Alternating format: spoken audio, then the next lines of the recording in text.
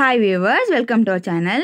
இன்னைக்கு வீடியோவில் நம்ம என்ன பார்க்க போகிறோம் அப்படின்னா ஜென்ரல் ஸ்டடீஸ், அதாவது பொது அறிவை பற்றின கேள்விகள் தான் பார்க்க போகிறோம். அதுலேயும் அரசியல் டாப்பிக்லேருந்து தான் கொஷின்ஸ் பார்க்க போகிறோம். இந்த கொஷின்ஸ் பார்த்தீங்கன்னா cooperative, Madras high court, TNPSC, Simcoe மற்றும் இது போல் இருக்கிற எல்லா எக்ஸாம்ஸ்லையுமே கேட்கக்கூடிய முக்கியமான கேள்விகள். ஸோ வீடியோவை ஸ்கிப் பண்ணாமல் முழுசாக பாருங்கள். நம்ம லாஸ்ட் வீடியோவில் பார்த்தீங்கன்னா இந்த டாப்பிக்கோட பார்ட் சிலேருந்து ஃபியூ செட் ஆஃப் கொஷின்ஸ் பார்த்துருந்தோம். இன்றைக்கி வீடியோவில் அதோட கண்டினியூட்டி தான் நம்ம பார்க்க போகிறோம். அண்ட் அதுக்கு முன்னாடி நீங்கள் இப்போ தான் நம்ம சேனலை ஃபஸ்ட் டைம் பார்க்குறீங்க அப்படின்னா மறக்காமல் சப்ஸ்கிரைப் பண்ணிவிட்டு பக்கத்தில் இருக்க அந்த பெல் ஐக்கானையும் ப்ரெஸ் பண்ணிடுங்க.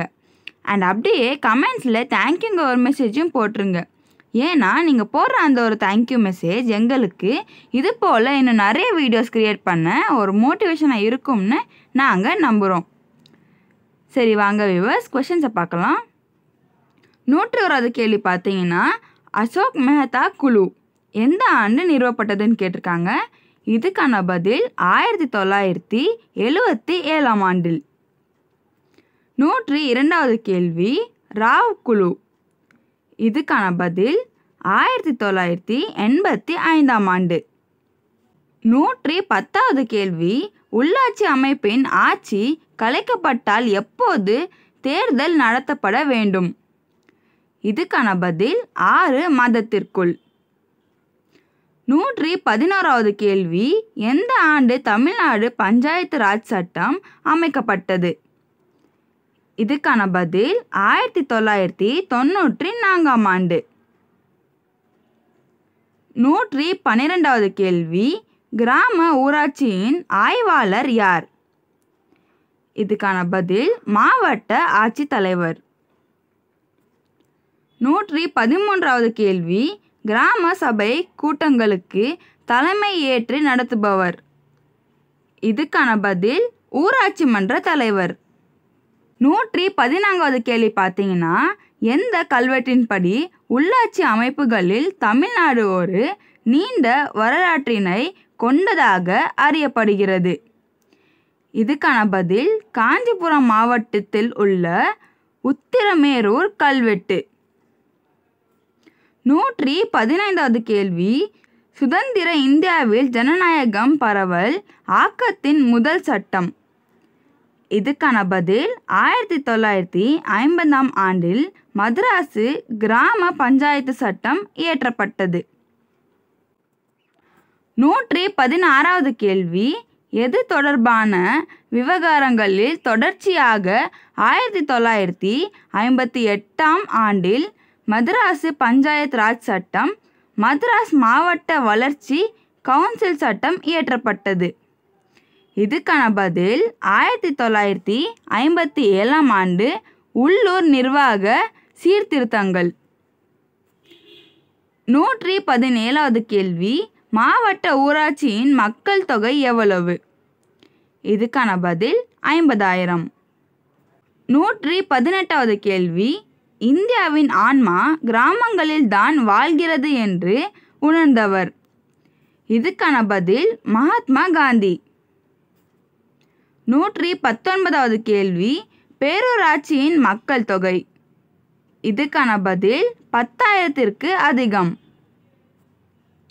120வது கேள்வி நகராட்சியின் மக்கள் தொகை? இதுக்கான பதில் 1,00,000க்கு அதிகம். 121வது கேள்வி நகராட்சியின் நிர்வாக செயல் அதிகாரி? இதுக்கான பதில் நகராட்சி ஆணையர். 122வது கேள்வி மாநகராட்சி என்பது என்ன? இதுக்கான பதில் பல லட்சம் மக்கள் தொகை கொண்ட பெருநகர பகுதி. 123வது கேள்வி மாநகராட்சியின் தலைவர்? இதுக்கான பதில் மேயர். 124வது கேள்வி தமிழ்நாட்டில் உள்ள மாநகராட்சிகளின் எண்ணிக்கை? இதுக்கான பதில் 15. 125வது கேள்வி மாநகராட்சி ஆணையராக நியமிக்கப்படுபவர்? இதுக்கான பதில் IAS அதிகாரி. 126வது கேள்வி, மாநகராட்சி சபையில் கொண்டு வரப்படும் தீர்மானங்கள் அனைத்தும் யாரால் செயல்படுத்தப்படுகின்றன?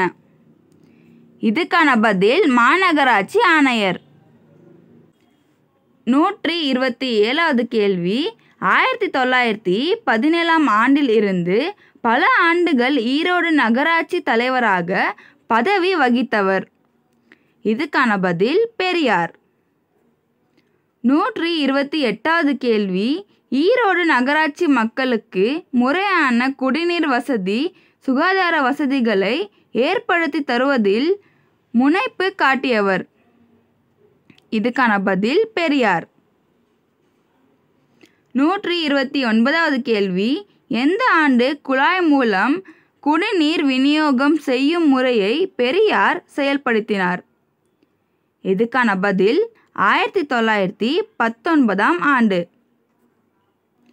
130வது கேள்வி, உள்ளாட்சி அமைப்புகளின் தேர்தலை நடத்துவது. இதுக்கான பதில் மாநில தேர்தல் ஆணையம்.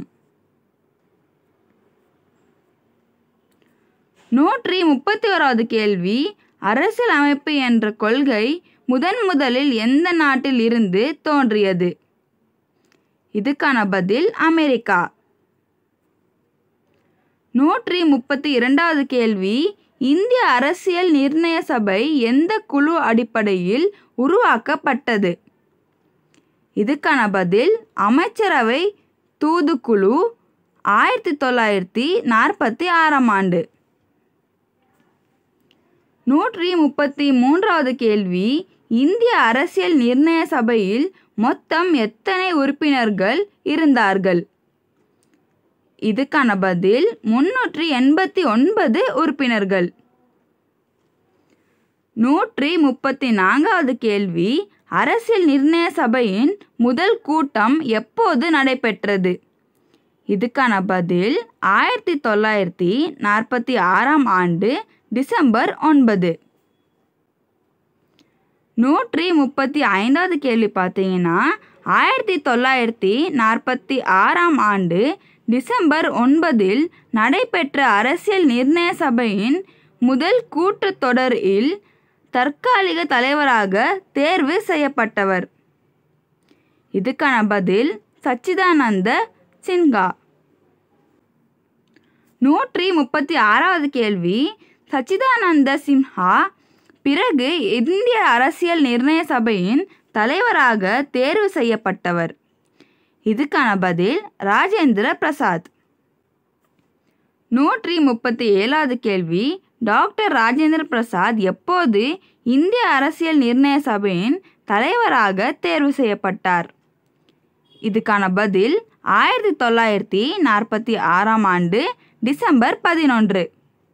138வது கேள்வி, அரசியல் நிர்ணய சபைக்கு தேர்வு செய்யப்பட்ட 2 துணைத் தலைவர்கள் யார்? இதுக்கான பதில் முகர்ஜி மற்றும் கிருஷ்ணமாச்சாரி. 139வது கேள்வி, அரசியல் நிர்ணய சபை எத்தனை கூட்டத் தொடர்கள் நடந்தன? இதுக்கான பதில் 11 அமர்வுகள், 166 நாட்கள். 140வது கேள்வி, அரசியல் நிர்ணய சபையின் கூட்டத்தின் போது எத்தனை திருத்தங்கள் முன்வைக்கப்பட்டன? இதுக்கான பதில் 2473 திருத்தங்கள். சரி, ஓகே வியூவர்ஸ், அவ்வளோதான். இன்னைக்கு வீடியோவில் நம்ம என்ன பார்த்துருக்கோம் அப்படின்னா, ஜென்ரல் ஸ்டடீஸ், அதாவது பொது அறிவை பற்றின கேள்விகள் தான் பார்த்துருக்கோம். அதுலேயும் அரசியல் டாப்பிக்கில் தான் கொஷின்ஸ் பார்த்துட்ருக்கோம். இதோட நெக்ஸ்ட் செட் ஆஃப் கொஷின்ஸை நம்ம அடுத்த வீடியோவில் பார்ப்போம். இந்த வீடியோ உங்களுக்கு பிடிச்சிருந்தா அண்ட் யூஸ்ஃபுல்னு தோணியிருந்தா மறக்காமல் ஒரு லைக் போட்டுருங்க. அண்ட் அப்படியே கமெண்ட்ஸில் தேங்க்யூங்கிற ஒரு மெசேஜும் போட்டுருங்க. ஏன்னா நீங்கள் போடுற அந்த ஒரு தேங்க்யூ மெசேஜ் எங்களுக்கு இது போல் இன்னும் நிறைய வீடியோஸ் க்ரியேட் பண்ண ஒரு மோட்டிவேஷனாக இருக்கும்னு நாங்கள் நம்புகிறோம். அண்ட் இந்த வீடியோவோட எந்த பார்ட்லையாச்சும் உங்களுக்கு ஏதாச்சும் டவுட்ஸ் இருந்தால் தயங்காமல் கமெண்ட்ஸில் கன்வே பண்ணிடுங்க. நாங்கள் உங்கள் எல்லா டவுட்ஸையுமே கண்டிப்பாக கிளியர் பண்ணி வைப்போம். தேங்க்யூ.